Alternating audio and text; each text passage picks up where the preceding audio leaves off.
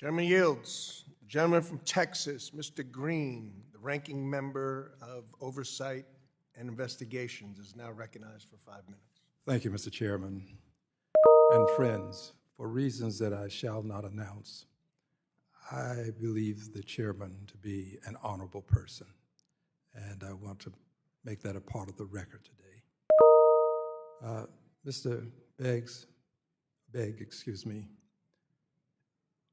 are there people in this country who engage in invidious discrimination when it comes to housing? Yes.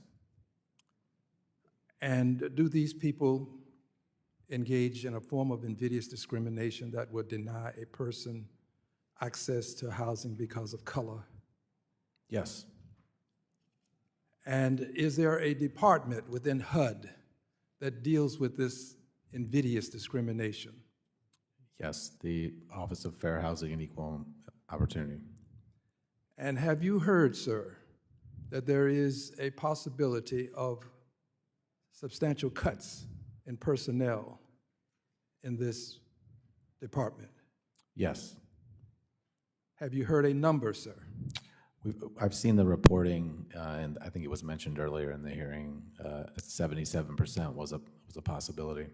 And if 77% of the persons charged with enforcement are removed from their positions, what would this portend for people who are seeking housing without being discriminated against? Well, we discussed the already strained capacity in that office earlier, so a significant cut could increase the strain on capacity. What we would want to see in a plan is how HUD plans to account for that reduced staff. What other tools or alternatives would it use to prevent the capacity from going too low that it can't perform its programmatic function? You mentioned a plan. Have you been presented a plan? I have not. If I wanted to know the plan, would it be judicious to ask you or Mr. Musk, if I assume that one of you has knowledge of the plan, which of you would be better to answer the question about the plan? Well, HUD's in the best position to answer what's in its plan, and it's my understanding that the plan has not been finalized in many respects yet. But if I wanted to know the plan that Mr. Musk has that you have not been given, would it be better to ask you or Mr. Musk? I wouldn't be able to speak to the plan, so I believe Mr. Musk. And if I want to know about the cuts that he has in mind, would it be better to have you tell me or Mr. Musk? I think the same answer applies, sir. I think you're right, sir. And I ask the question because it's my belief that Mr. Musk should be here to talk about the cuts. There's more involved in this than technology. We're talking about laying people off in significant numbers. And I don't think you're in a position to tell us what Mr. Musk plans to do with reference to these layoffs. I contend that he should come before this committee. There has been some indication that you should be here or some person in your position should be here on an annual basis.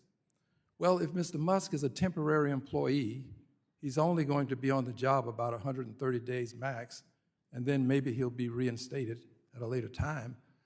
But it would seem to me that that temporary employee who has this awesome amount of authority, he ought to come and sit in that seat and explain what he plans to do to the lives of these people.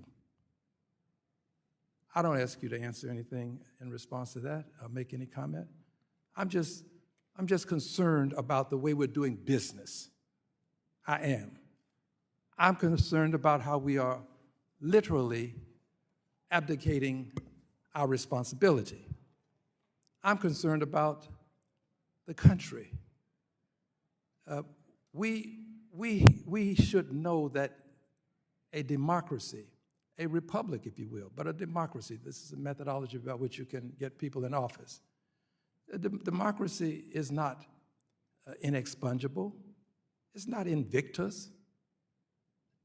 A democracy is a work in progress. And every time we allow a chipping away, we are diminishing some aspect of our democracy. The democratic way to deal with this would be to have Mr. Musk come before the committee. He knows the answers. And I yield back, and I thank you, Mr. Chairman. Gentleman yields back.